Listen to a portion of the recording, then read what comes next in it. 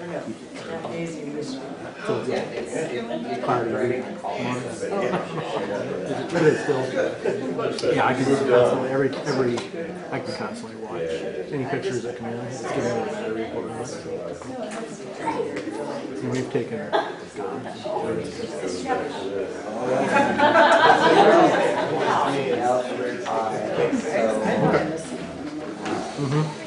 I've got the straight, I still got three, so I'm gonna throw them up. Yeah. That's what you get? Yeah. The only thing I don't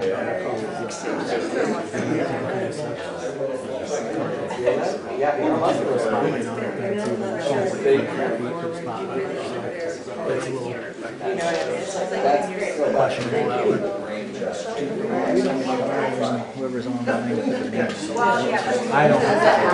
That's up to the man down there. Lisbon, maybe. I'll make you put your name on. I suppose if they're in a talk, they probably. I especially call this the first meeting of the Auburn City Council, first meeting of June to order. And first item on the agenda, I guess I first should mention that there is going to be some people coming in probably 7:15, 7:30 to set for the election tomorrow. So they may have to wait or whatever, but if there's an influx of people at that time, that's what that is all about. So beginning with the end in mind. First item is to approve the agenda. If we have a chance to review it, any changes? Mayor, J3 will come off tonight. Approval of the agenda as amended. Second. Thank you. It's moved and seconded to approve the agenda with J3 being taken off. And no other questions. We're ready to vote on the agenda. All in favor of the motion, please say aye. Aye. Opposed? Motion carries. This is open communications time in the agenda. We want to welcome everybody that's here tonight. And if you're here to speak to a particular agenda item, hopefully you've grabbed an agenda up by the door so you can address the council at that time. If you're here to speak to something that's not on the agenda, now is the time for open communication. And I'll give you a minute if anybody wants to come forward.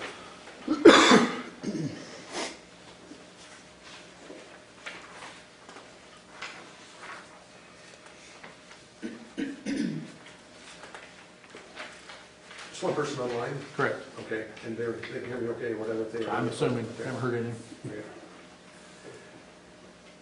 Anybody for public comment in general? Okay. We'll move on to the consent agenda. We've got two items. Minutes and cigarette license. I will move to approve the consent agenda. Thank you, Stephanie. Second. Thank you. Great. Moved and seconded to approve the consent agenda. All in favor of that motion, please say aye. Aye. Opposed? That motion carries. We're now going into public hearings. First one's public hearing for an ordinance amending chapter 99.02, rate of the Montgomery Municipal Code. That involves 8% for a rate July 1, 24 and July 1, 25. Officially opens a public meeting at this point. Staff, do you have anything else to add to the comments that you gave us earlier? Make a motion to remove this from the table. E1? Yes. Okay. So moved. I'll second. Okay. So moved and seconded to remove E1 off the table. Any further discussion or questions? Is that a roll call vote? Or to take it off? No. Okay, so we're just voice vote to take this off the agenda. All in favor of the motion, please say aye. Aye. Opposed? And to clarify, that was to remove it from the table. Yes. Oh, okay, yeah, sorry. Now we're officially open the public meeting, I think. Public hearing for the ordinance on the rate increase to 8% for 2 years.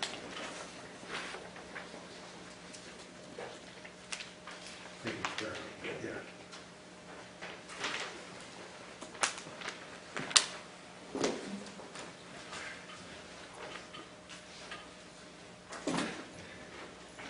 Is this basically financing for the nutrient reductions? So, the 8% increase this year, starting July 1, and next year starting July 1 of 25, is in preparation of the phase 2 nutrient reduction strategies that it's being required of us by the state. I'm expecting to have to borrow, in today's dollars, $1.5 to $1.8 million to complete those strategies.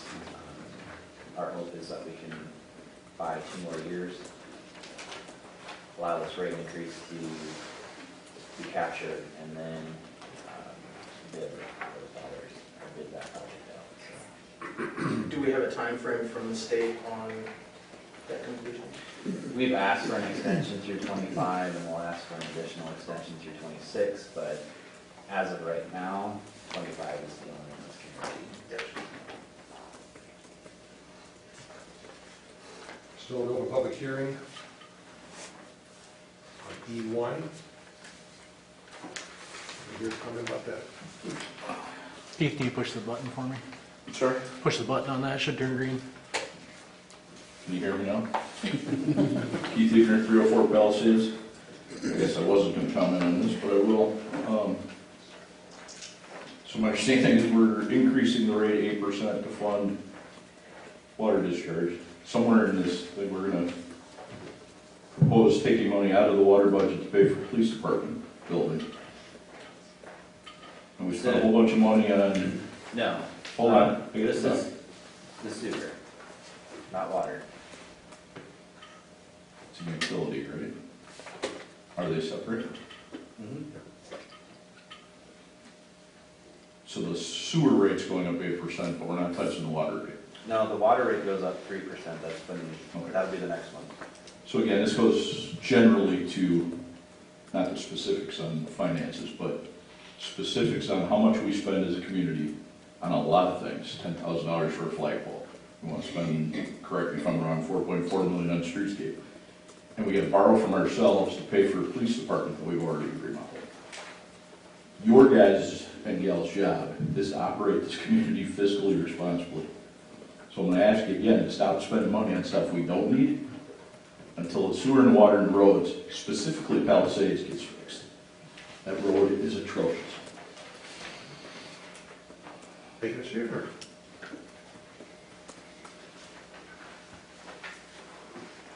Still officially have the open hearing on E1 at this point. Is there anybody else here to comment about E1? Then I will officially close that public hearing, and do we need a vote to do that? No. No, okay. Close E1, then we'll go to F1. You will have to read. I would move to remove F1 from the table.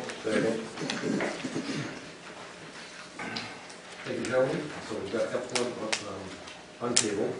So vote on that motion. All in favor of that motion, please say aye. Aye. Opposed? Motion carries. Now we can act on discussion for F1. Let's approve the first reading, proceed to the second reading. On 5/20/2024A.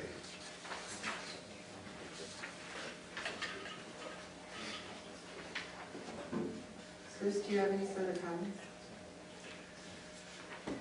No, I mean, again, this was done by choice. We have $800,000 worth of sewer work that is being completed over the course of the next 3 years. The nutrient reduction strategies that are being required of the city is due to changes at the DNR and our permit. I could argue whether or not they're warranted at this point, but that's not for me to decide. We have to comply. The total $3.3 million that we'll end up spending on our sewer plants, far cry from some in the state. I know Webster City is having to spend over $50 million on their treatment facility. So to a certain extent, we got off lucky. The extensions, the increases have been at 3% since before I was administrator, and they will continue until 2030. We are about ready to do a meter replacement project that will be scheduled to be under $700,000 right now, but there's additional meters. But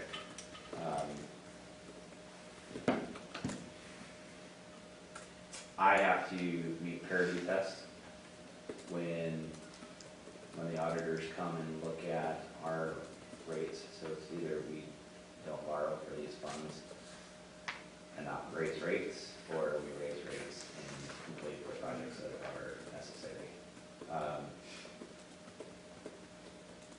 You're about to take that 4.8 million is not for the downtown streetscape. The 4.8 million, 2 million of that will go to the pool. 1 million will go to the water meter replacement. $750,000 to other street work. 4th Street Northwest will be the first street that gets taken care of. And then Glen Street will get extended to the east. The money being used for that is coming back from low and moderate income housing funds and can only be specifically used for those projects. So the plan that is in place is about as fiscally responsible as I can put in front of you right now. And you mentioned the 3.3 million for the sewer specifically. That's phase 1 plus phase 2, correct? Correct. Okay, gotcha. Because it's, right now, we're expecting phase 2 in today's dollars about 1.5 million, you said? Yes. And I do want to clarify, on the internal loan note that we took from the water treatment plant to clear out the overrun at the police station, I could have easily just left that in a negative balance and used the franchise fees as we had intended. It's just cleaner at the end of the year to put those funds back, and franchise fees will go ahead and pay back the water utility with interest, so we're not actually out in money there either. Given that I do not feel that any of this is a surprise to us, it's something we've been talking about for a while. So I will approve ordinance 5-20-2024A, amending chapter 99.02, rate of the Mount Vernon Municipal Code. Approval on the first reading. Thank you, Steph. Is there a second? I'll second. Moving and seconded to move forward with the first reading of 5-20-2024A. There are no other questions. I think we're going to put it to roll call votes. Turler? Yes.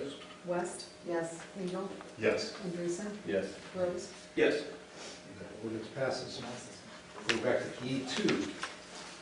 I would move that we remove that item E2 from the table. I'll second. Stephanie? We're going to vote on tabling item E2 for discussion. All in favor of this motion to untable, please say aye. Aye. Opposed? Motion carries. We're now open the public hearing on ordinance amending chapter 92.02, usage rate for the Mount Vernon Municipal Code. And this is water based upon the water meter replacement project. This just extends the 3% increase until 2030. At that point, that council will be able to decide if they want to continue that 3% increase. I failed to mention in both of these ordinances, there is a stoppage, an automatic stoppage for the city council. If revenues are 25% or more than expenditures, meaning we have at least 4 months worth of dollars in reserve, then that 3% increase does not take effect. We haven't hit that, obviously, in the last 8 years, but it is in there as a fail-safe. Again, we are expending an estimated $1 million on water meter replacement.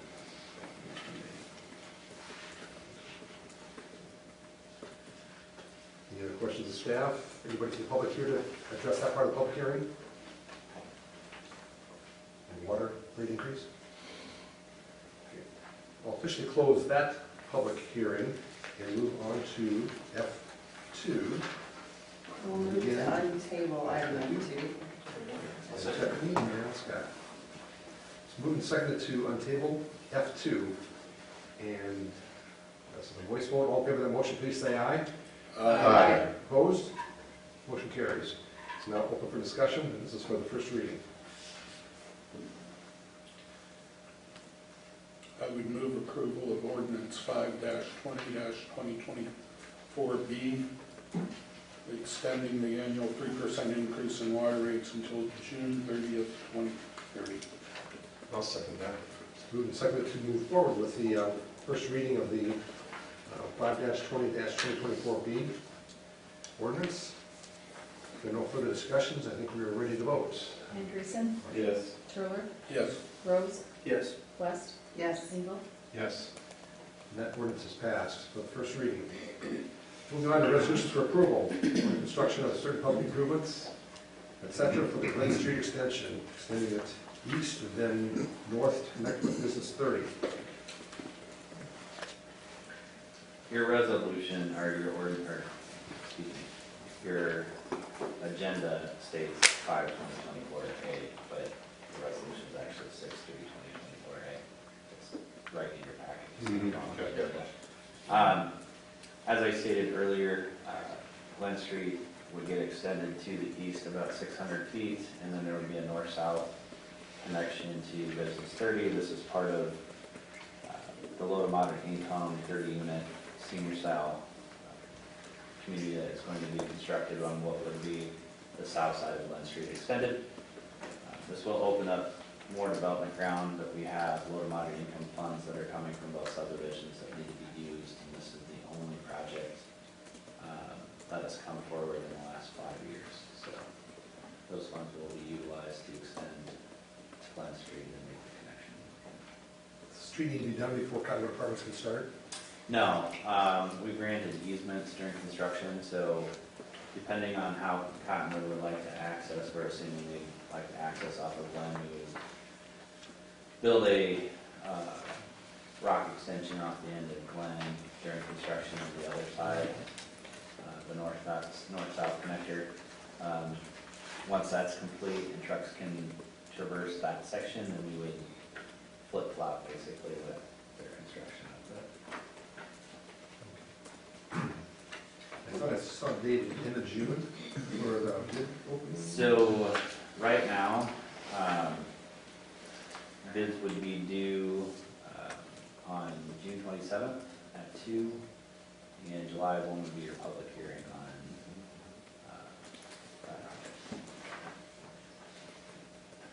So Jeff, you want to say something? I was just going to begin to move on the resolution. Now, Given that this is part of our comprehensive plan and also strong recommendation of our housing commission, I'm moving to approve resolution 6-3-2024A. thank you, Stephanie. Is there a second? I'll second. Thank you, Mark. Who is second to move forward with the newly numbered resolution here on the construction beginning of Glen Street extension? If there are no further questions, we're ready to vote on it. All in favor of that? Well, I'm sorry, that's a roll call vote again. Engel, Yes. Rose, Yes. Turler, Yes. West, Yes. Anderson. Yes. And that resolution passes. Good to see you moving there. Second item is resolution for approval 5-20-2024D, approving the inclusion of a Jewish American History Month as a recognized commemorative flag within the city of Mount Vernon display flag policy. To remind you of the public here, that was an agenda item brought up by Councilman Dreesen at the last meeting, and it passed 3-1, I think, if I remember correctly. Paul was not here at that meeting.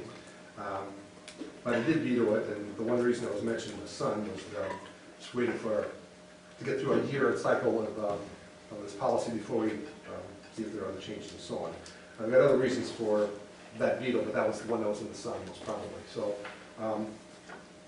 Councilperson Andreessen asked that we reconsider again, and that's where we're at right now. So, specifically, do you have anything to add or anything new? Or? Yeah, so I will try and make this quickly, but it's a difficult subject. So I appreciate y'all attending tonight for the inclusion of the Jewish American Heritage Month, which I believe should be brought forward to be included with our 11 other flags that we honor here. This was done on May 20th, so this is in no way to diminish the importance of anything or anyone else that's here tonight. This is carryover from May, which is Jewish American Heritage Month.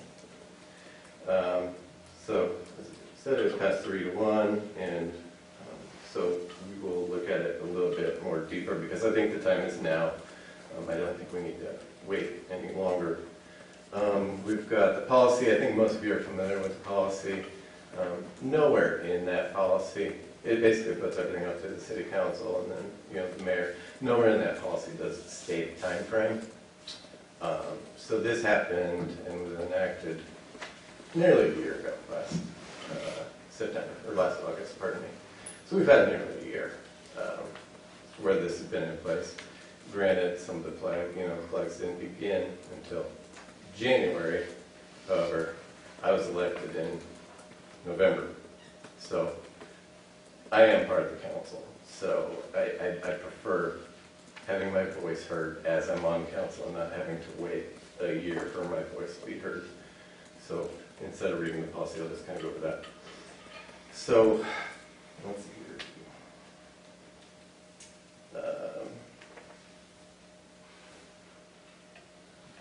And then I'd also like to show how the Jewish and Jewish Americans are more, there are more telltale markers of that religion who may or may not practice it. So a brief history of Judaism and where Jewish Americans see themselves and their ties to Judaism.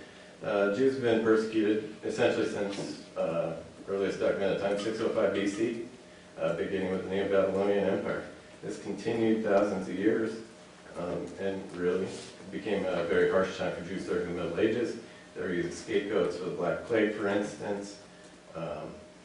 They were always, moved around to different areas, blocked from here, taken away from different areas, all in search for home. So during the Middle Ages was very dark for them. Jews were accused of poisoning wells to spread the disease, and this led to Black Death persecutions, destroying hundreds of Jewish communities. Despite a papal bull trying to protect them, at least 900 Jews were burned alive in Strasbourg during those Black Death persecutions, at least 900, some estimating in the thousands. And that's just for scapegoat. That has nothing to do with religion there. Obviously, they've continued to this day, including with the Holocaust. So throughout time, Jews have been separated and scattered throughout the world with no single place to call home. And so because of this, Judaism has taken a turn and is much more than just a religion, and especially in America. So in May, Jewish American Heritage Month celebrates the immeasurable impact of Jewish values, contributions, and culture on our nation's character, and recommit to realizing the promise of America for all Jewish Americans. The first Jews arrived in modern-day New York City in 1654, fleeing persecution from Brazil through communities first established were in Georgia, New York City, and Rhode Island. Still, we're encountering persecution and marginalization to this day. So I'll skip over most of those banishments and military mistreatments and quotas. The Anti-Defamation League was established in 1913 as a way to stop the defamation of Jewish people and to secure justice and fair treatment for all. This is a common trend within the Jewish community, is to help all, not just the Jewish. And that's what the Anti-Defamation League was established for. They've also been helpful with Brown for Supportive Education, a lot of different things, not just a Jewish issue. And one of those was including getting Henry Ford to change his. Henry Ford was a very anti-Semitic person. He had an anti-Semitic, he had his own newspaper, and there was a lot of anti-Semitism coming out of it. The Anti-Defamation League was able to help and change his mind heading into World War II, quell some of the anti-Jew hatred as they were getting blamed for the bad times of the 30s, the Great Depression. So today, according to Pew Research, we've got 5.8 million adults, Jewish Americans, 1.8 million children.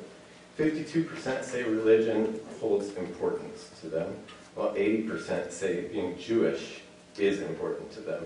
So there is a different, higher number see themselves as Jewish, but not through the religion.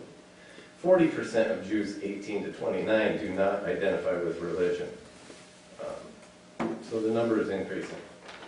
And that doesn't even include the children. And 15% of American Jews are not white. So we can't put them as, put them as just white Americans either.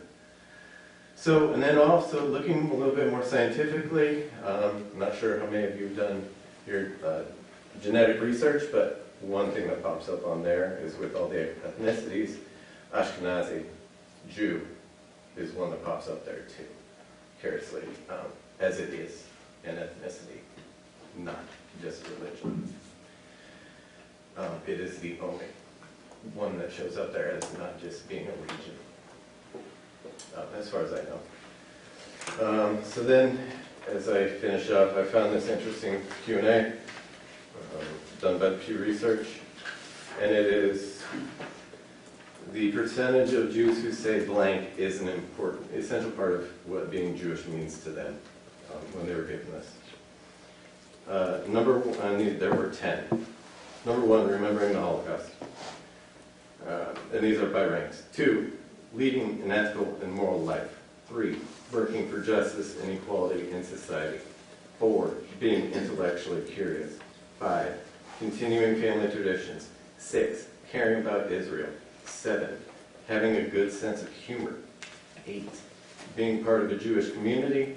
9, eating traditional Jewish foods. 10, observing Jewish law, which only 1 in 10 follow that, the Jewish law. So, and then I'll just kind of conclude by saying, this past Saturday, I was watching Champions League soccer, if you're familiar with that, before the game. Lenny Kravitz performed. So, being curious, I wanted to look into his life regarding his background. He has one Jewish parent.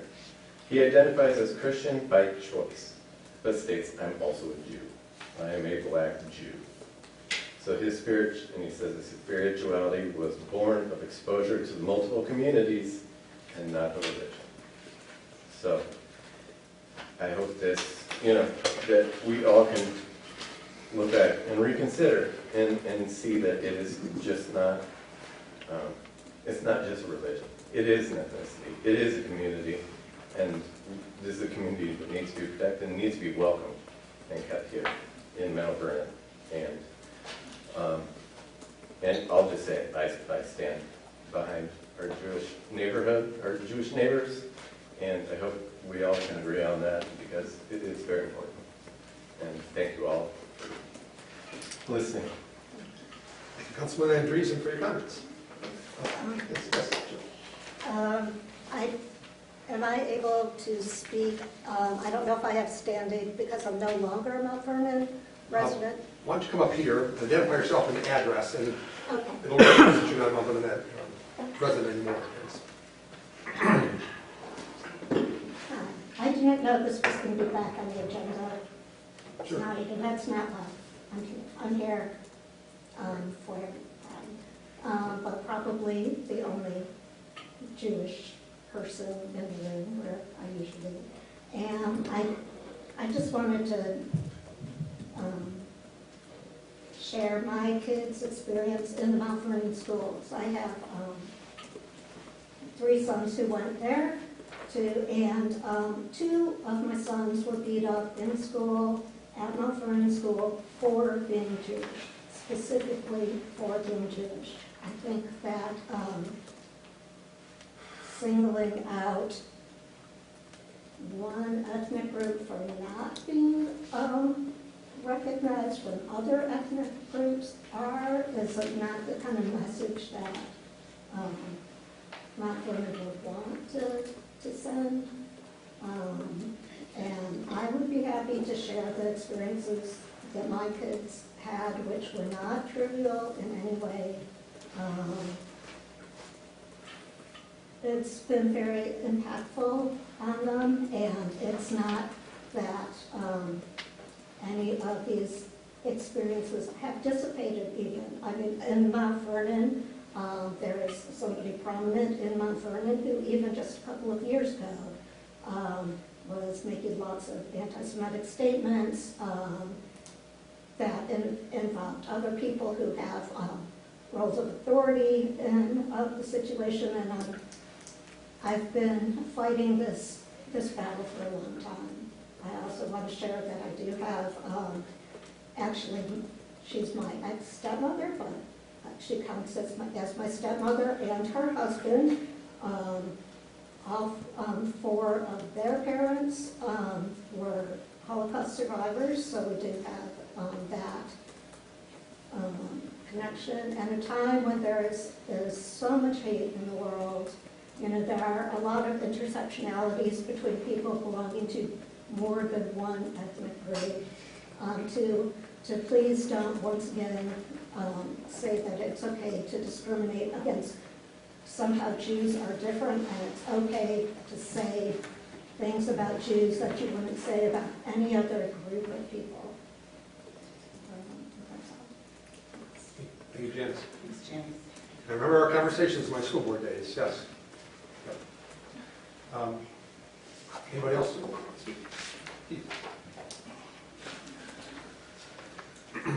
So on this topic, short of reiterating the old adage of, I told you so, we're there. I know. 10 months or less.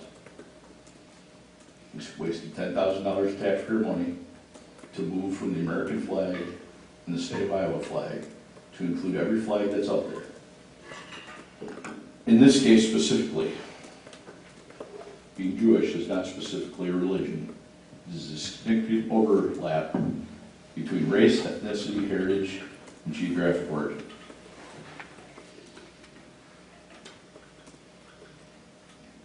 I was deeply offended by Tom's veto, specifically. I would have loved to see you just revert that and let it pass, because I think we should, if we're going to have flags, fly the Israeli flag or the Jewish heritage flag, just like everyone else. However, my preference is that on this flagpole out here, we fly a Mustang flag, and we get rid of the division that you guys are sowing in this community. All this is doing is causing divisiveness. It angers me that we're going to be doing this every month, or every 6 months, or every 3 years, when if we put a Mustang flag out there, and we get rid of all these other flags, and we just support the United States, the state of Iowa, the city of Mount Vernon, all its residents, every color, every creed, every choice can fall under those three. The flag issue's got to go. Thank you for your comments, Mr. Huebner. As it was discussed at the last meeting, I have nothing against the Israeli flag, obviously, but I just want to... Excuse me, Tom, I just want Sure. to clarify that we are not talking about flying the Israeli flag, the flag of another nation. We are talking about a flag honoring a specific group. And we've made, and we can have flags made, we've had 3 of them made specific, just FYI. With our tax dollars. Go ahead, Tom. I just want to get through 1 year cycle and see where we're at. And that's my first question, the first point. The second one is I just am concerned about the precedent with the power of one. You know, one person coming to City Hall with this request. Who's going to be next week, or the week after that, or the week after that, and the week after that, and so on. I'm just concerned about the power of one and the precedents being set if we go on this right away. At least let's study it. The third thing I was going to mention is a veto last week doesn't mean a veto forever. It means a veto now. And I want to make sure that that point gets made.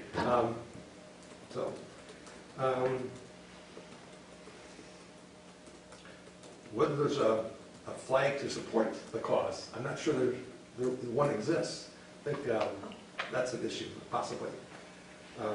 Unless somebody else knows something more about that, if there's a support there. Peripherally, in conversations with Cornell, there was a discussion about the administration there, how closely we're going to get into the end of the year and not having any issues on campus as a result of this issue. So I'm trying to keep it low key for Cornell's sake, if nothing else. So that's why I put a hold on that for now, basically. And that was in a conversation with John Hart.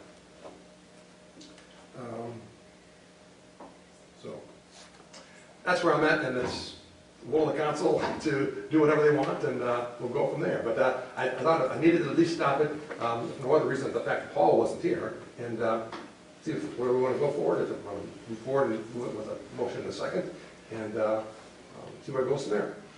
So. I just want to say, Tom, I think your veto was the right thing, and I felt like we were in the right place at the end of the last meeting. It's not that I disagree with this personally, as I mentioned before, but when we presented all of this, we presented a full slate. We didn't know what we didn't know, but we did think that some of this might happen. But I do agree with you that a year-end review is the way to address it. As we've mentioned, that flag was to fly in the month of May, which is already passed at this point. I do think it should be the first on the list, but we need to have reconsideration on a regular time schedule, as we talked about. So, having not been at the last meeting, I do have a couple questions to fill in a couple blanks. One is, what is the year date that we're talking about? Is it the calendar year or from the time we passed the ordinance? Since we started flags on January 1st, it's not my recollection, so I'm thinking of the calendar year. That's what I'm assuming. And I'm just wondering where this is stated, and I'm just missing. It's not. It's not, yeah, we had to start somewhere. It's not. Yeah. I It's think not. we're going to have to amend the policy. Right, but I put this forth before any amendment to the policy, and we know I don't like it. So, that, we understand that. The mayor has the discretion to use his veto. I served as mayor for 6 years. In that 6 years, I know the weight of the power of veto. And I understand that it is not done lightly by Tom, especially when it comes to a topic that is a passion for people in many ways. I used my veto power once in 6 years, and I believe then, as I do now, it was the right thing to do. Just as a reminder, it was when we had a shovel-ready project for a new fire station versus a dream of a project of a community center. And council at the time wanted to split the existing funding we had 50-50. And I, in good conscience, couldn't do that. I wanted a 75-25 split, I believe it was. And so I used my power of the veto, and it carried through. And I think that choice bore fruit, because we have both today. I don't believe, based on what Tom has said tonight, what I've read, that the veto was against bringing forward or adding this to this policy, but rather it was so that the council, the administration, and the community can work through and understand what these decisions make. and mean long-term. So I support, as Stephanie does, Tom's veto. And I look forward to the time when we as a council and Tom as a mayor believe it's time to review our policy and decide if changes are needed. So I will not support an override. To explain to the public and to remind council members who don't already remember, but the council does have the right to override a veto within 30 days, and that is within the parameters today. And that is with a 4/5 vote, correct? Let's make sure everybody's aware of that and the public is aware of that too. The parameters are the basic parameters are being referenced there. So to kind of elaborate on that, you would vote on this just as if you were voting on any other council item. You would make a motion and there would be a second. It requires a 4-to-1 vote of approval in order to override the veto. You're not making a motion to override the mayor's veto, you're making a motion to approve this resolution, and then it requires a 4-to-1 approval rate. Along that same line, just to keep this logistical train rolling, now that we have two folks who have come out saying they would not vote to override the veto, we don't necessarily need to make a motion either. And the veto would stay, is that correct? If nobody makes a motion and there's not a second, it dies for a lack of a motion. Anybody on the council is welcome to make a motion. Right, I don't want to get too into the weeds on it, I just... Yeah, the options are to make a motion to pass, see if we get a second. If we do, then to vote on the resolution. And to pass It's it fairly simple. So to be clear, we do not, you're not wanting to add this on at this time, even though it was mentioned that it wouldn't be till next May until it would fly. Or we could, looking at the other side, put it on there, and then that's part of the evaluation process. That's what I would like to see. You're welcome to make a motion. I'm going to motion to move forward to approve. Wait a minute here. Resolution 63/2024D, approving the inclusion of It Jewish would actually American. be 5/2024D. 5/2020, yes, pardon me. Approving the inclusion of Jewish American History Month as a recognized commemorative flag within the city of Mount Vernon. Display of flags. I'll second. It's moved and seconded to move forward with resolution. Is there still time to make a comment before we vote here? Sure. Yeah, I thought so. We talked about at the end of the fiscal year to revisit the policy, so if this does not pass right now, basically being symbolically tabled, or even not symbolically, but it will come back up though, as will any other flags that people are to bring forward. So Sometime in November or December. clarification, Thank you. calendar year, not fiscal year. Or calendar, thank you. And as Councilman Andreessen said, does that mean we have to change the flag policy? I don't So believe the it flag does. policy has an opener for any council member to bring up anything throughout the year. If the mayor vetoes throughout this year, based upon that, it's a personal decision made by the mayor. It does not have to be in policy, and I would actually recommend you don't make that a policy. The flexibility that you currently have is there for a reason. And if how you we choose carry collectively as a council to not consider an additional flag throughout the rest of this calendar year, that is up to you as a group. But individually, you can bring a recommended addition to the council at any meeting. So looking at that, if we wanted to have an end of the year review of 2025 flags, this isn't a resolution where we need 3 readings and all of that. This is when and done, voice vote? Okay, all right. So we wouldn't, I'm just thinking we would need to backdate it to mid-October or something to do something. Okay. Excuse me, it would be a, Or, It would be a roll call. it'd roll, but still, it'd be a one and, okay, gotcha, thank you. yes.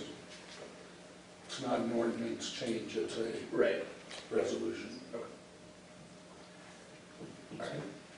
Motion and a second to move forward with Resolution 5/20/2024D, approval now of the Jewish Americans History Month flag. Any other questions on this? Are we ready to vote on that? Go ahead. Rose, Yes. Engel, Yes. West? No. Andreessen? Yes. Turler? No. Motion passes by a 3-2 vote, and The veto will stand. Peter will stand. And as I mentioned, reference last time and several times today, but vetoes now doesn't mean forever. That's where we are. So when, just curious, when am I allowed to bring this forward? Because that was very confusing. Every month. Bring it forward every time you want. I think collectively we need to, though, to avoid this moving forward. We could amend the policy so we don't bring it forward. I mean, do we need to amend the policy so nothing can be brought forward until the end of the year? Because that's how I feel this was treated. I could have put anything forth and it would have, gone through, so I think we should just amend it to the end of the year. That's for another meeting. Yeah, well, I'll get it. Sure, there'll be further study on it, that's for sure. Okay, I think we're through resolutions. Item H, mayoral proclamation. This is the second year that we're following through with Pride Month proclamation, and I will at this point read that into the agenda. Is that appropriate, that where we're at? City of Mount Vernon, Iowa, Pride Month proclamation. Whereas the Mayor of Mount Vernon recognizes and proclaims the month of June as lesbian, gay, bisexual, transgender, and queer Pride Month throughout the city of Mount Vernon, and whereas the rainbow flag is widely recognized as a symbol of pride, inclusion, and support for social movements that advocate for LGBTQ plus people in society, and whereas all human beings are born free and equal in dignity and rights, LGBTQ plus individuals have had immeasurable impact to the cultural, civic, and economic successes of our country. And whereas the City of Mount Vernon is committed to supporting visibility, dignity, and equality for LGBTQ plus people in our diverse community. And whereas while society at large increasingly supports LGBTQ plus equality, it is essential to acknowledge that the needs for education and awareness remain vital to end discrimination and prejudice. And whereas the nation was founded on the principles that every individual has infinite dignity and worth, and the LGBTQ plus community calls upon the people of the City of Mount Vernon to embrace this principle and work to eliminate prejudice everywhere it exists. And whereas celebrating Pride Month influences awareness and provides support and advocacy for the City of Mount Vernon's LGBTQ plus community, and is an opportunity to act and engage in dialogue to strengthen alliances, build acceptance, and advance equal rights.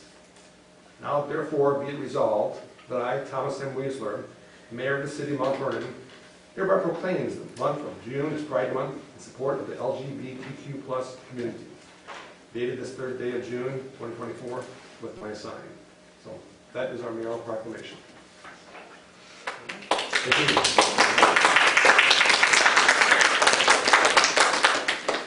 Thank you. Thank you, Tom. Old business, I. Are we still tabled on sculpture trail funding? We are. At this time, the Park and Rec CIP committee will be meeting on June 4th. Their entire board should be meeting on June 11th. Therefore, if they bring forward a recommendation, it will be ready on the 17th. Thank you. Look forward to getting this addressed. Right, Matt? Yeah, we need to get it finalized. Moving to motion for approval. We've got a claims list that was presented this afternoon. Any questions from Marcia or staff about that claims list? I move approval of the claims list as presented. Scott and Paul, I think, just moved and seconded. Moved and seconded to move forward with the approval of the claims list. All in favor of that motion, please say aye. Aye. Opposed? Motion carries. Discussion and consideration of the engineering contract for the Highway 1 IDOT reconstruction project. 25 and 26 now, huh? So, Yeah. 26, 27 is 27, still considered the construction schedule, that you, at this point, plan on completing this in 2 different phases. At least that's what's being proposed. That may change. If it does, obviously the disruption on Highway 1 would be greater in 1 year, not spread out over 2. As expressed by staff to council almost a year ago now, when this project was brought forward, the Iowa Department of Transportation is willing to move the Highway 1 reconstruction higher in its, basically its to-do list. If the city was willing to pay for the engineering cost to design.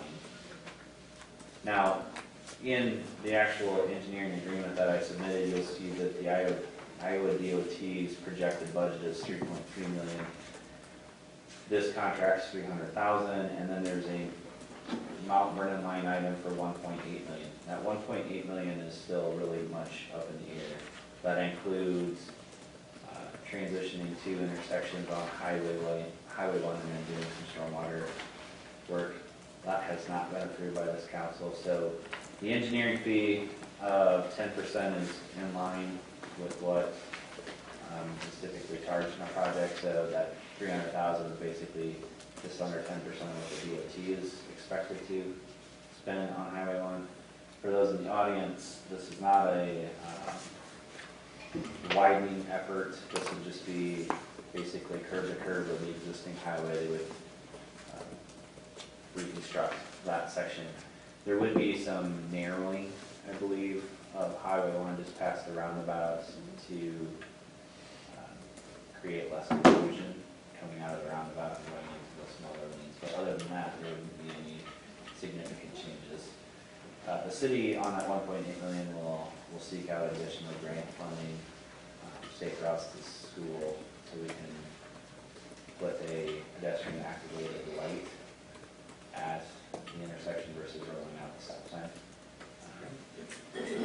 We'll apply for those funds. We'll see if we get those funds. If we don't get those funds, they don't have another funding mechanism for us, so that would just potentially fall off.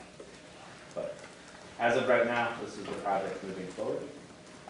If you have any questions, I'll be free to answer. I did, in one, and I'm failing to locate it right now, but in one section of the documentation, it talked about the reconstruction going from Hertz driveway on Highway 1 to 3rd Street South, and then starting again on 3rd to basically the railroad track. Is that true? Because then on Yes. 47, it just talks about the whole length. It doesn't take out those 6 blocks. 3rd to 3rd, Okay. because it's newer concrete, would be left. Okay. Gotcha. And then the other 2 stretches would go from, it might be slightly before Hertz But driveway, but it's going to effectively, be in that general vicinity up till 3rd, then it'll skip, start on 3rd and go to the railroad tracks. Okay. Thank you. Chris, sorry if I missed this, but when you were talking, but my understanding is we're asking for ADA compliance along those. Yeah, so the fact that the DOT is doing their project, it has to meet ADA compliance. That portion is built into it, Okay. as is reconstruction of the driveway entrances as part of the project. What wouldn't be included is any of the stormwater work that the city would request as part of the project cost.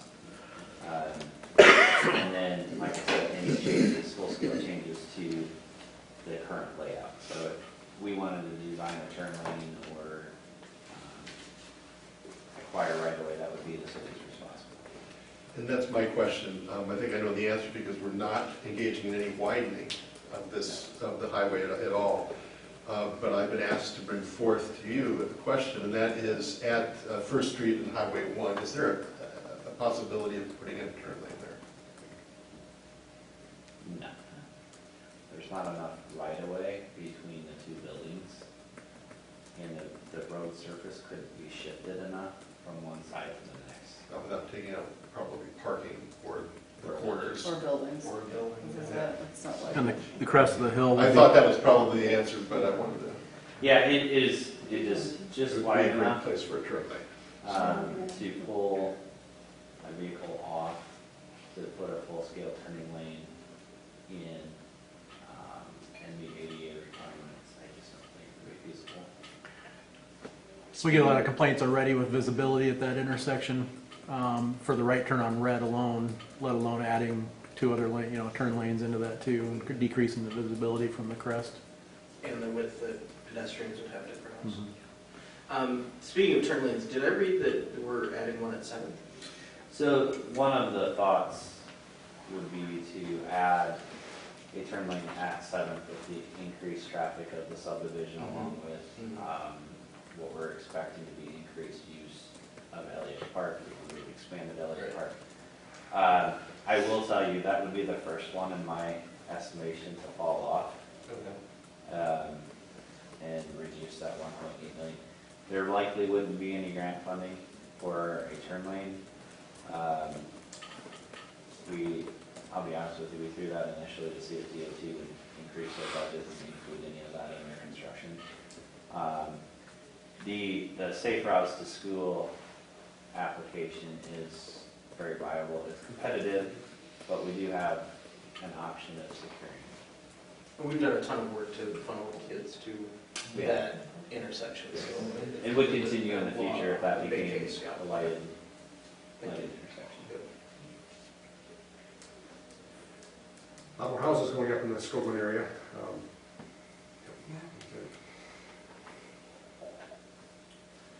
So, do you want action on this contract for that three?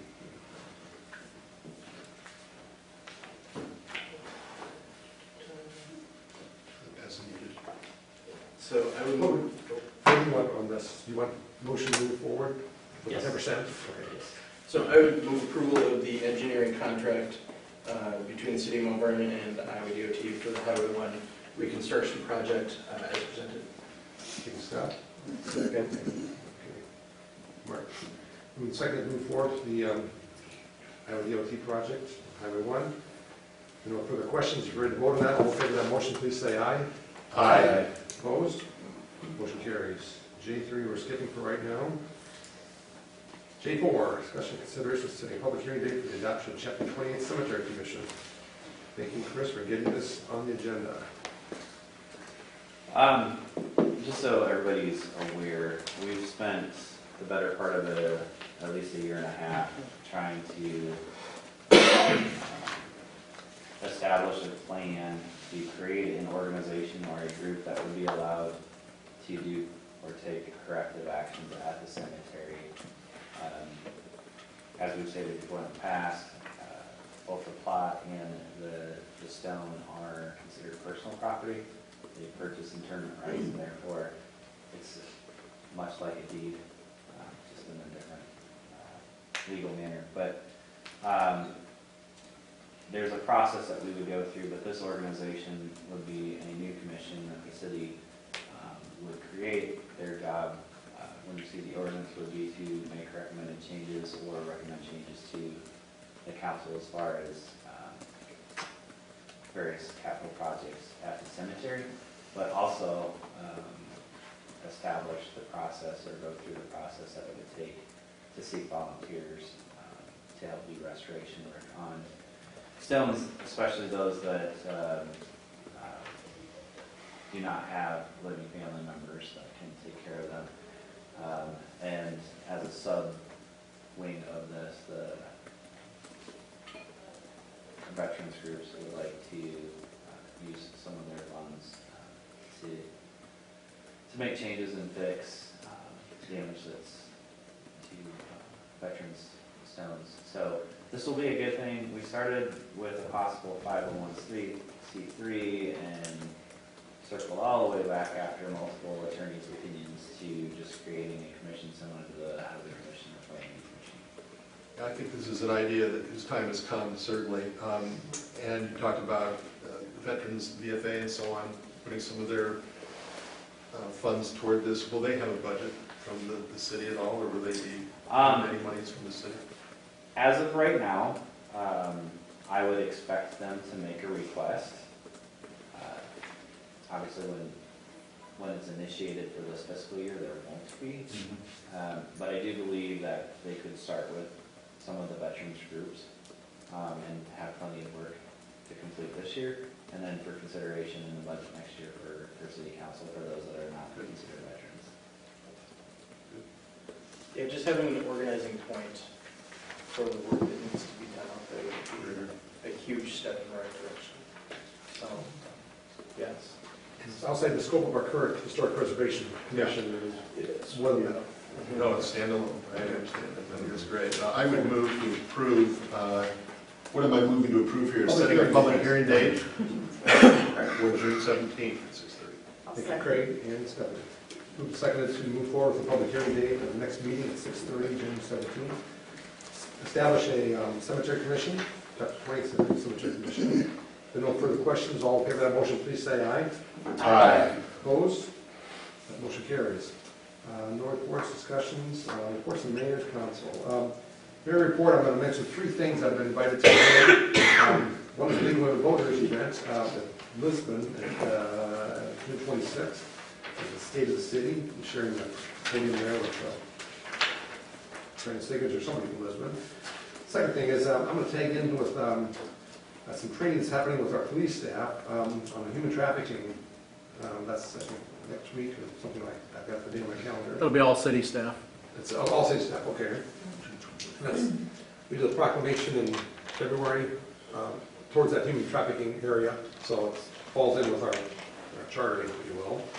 And got an invitation from the League of Cities on a library webinar that forwarded to Chris and Grace Chamberlain. So I think we're going to attend that just because of the focus on library spending by the cities. So we want to include her in that, so that should be worthwhile. Any other council reports, committee reports? Right now, a meeting that we're missing is 6:30 at Lisbon, at Southeast Lynn, I think, on looking for childcare, in-home childcare. People are interested in that. Childcare Resource and Referral Group is having a meeting there to see about anybody that's interested in starting in-home daycare, because it's obviously been a drop-off big time in that area over the last few years, and hasn't been getting filled by anybody at this point. So very curious to see what Nicole McAlexander gets for attendance at that event. Any other council committee reports? Anything to add to your city administrator report? Just one thing. I did want to note, because I made a note of the human trafficking training that will occur on Friday, June 21st. City Hall will actually have to close because I've asked all staff to be present for this training in an effort to recognize signs of human trafficking. So I thought it was very important that everybody be there. So we will close at 11 and then reopen whenever the training is complete. Good point, good reminder. Anything else as far as reports then? One thing I wanted to highlight from Chris's report, and this came to light, I think particularly during the pandemic when everybody started working and living entirely differently than we had prior to that, but coming up next Wednesday, the 12th, there's a public input session for planning and zoning regarding accessory dwelling units, and that's a huge change to our current, potentially, a huge change to our current zoning. So something to look into and provide input on. I'm assuming here? Yes. At 5:30 on Wednesday, June 12th. So we'll plan with some. That will be interesting. Yeah, Yeah. I'm curious. Where that goes.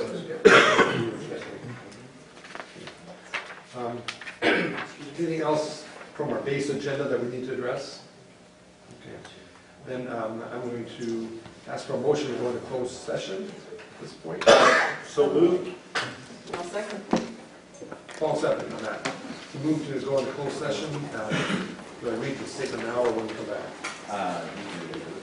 Pursuant to chapter 21(5)(I)(J), the city council may enter into closed session to discuss the purchase, sale of particular real estate only where premature disclosure could be reasonably expected to increase the price the governmental body would pay for that property or reduce the price the governmental body would receive for that property. End of quote. Take a few minutes and we'll go into closed session.